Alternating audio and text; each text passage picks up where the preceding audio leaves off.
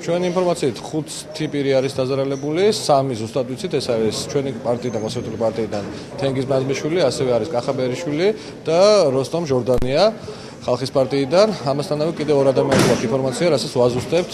2 მათგანი არის საკმაოდ ძიმედ, ისინი ნევროლოგიურ დახმარებას საჭიროებენ, ნევროქირურგიაში გადაიყვანეს, ეს არის მაზმიშვილი და ბერიშვილი, რომელიც გზაში ყავთ, ამ წუთში გადმოყავთ. ექიმი მაინც დაელაპარაკოს დათესავს რა. მდგომარეობა როგორია? კონკრეტული არის გამაგრებული რა. მდგომარეობა მაინტერესებს ასაკოვანი კაცია, რომელიც ავადმყოფია ისედაც. ბერიშვილი კახას მდგომარეობა სტაბილურია. ჯერჯერობით აღენიშნება გასინჯვის პროცესშია პაციენტი, აღენიშნება მსუბუქი სახის დაზიანებები, დაკვირვების ქვეშ იმყოფება და რამდენიმე ხანში გვექნება ზუსტი ინფორმაცია. მაზმიშვილს აღენიშნება თავის მსუბუქი დაზიანება, ჭრილობა, რომელიც დამუშავებულია, პაციენტი ასევე დაკვირვების ქვეშ იმყოფება, სტაბილურია მდგომარეობა. თენგიზ მაზმიშვილი მე თვითონ ნახე ამ მდგომარეობაში.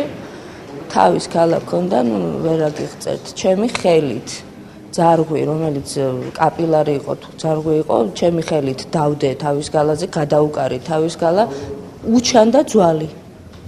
ექიმი გამოვიდა და ამბობს, მდგომარეობა არის მსუბუქი.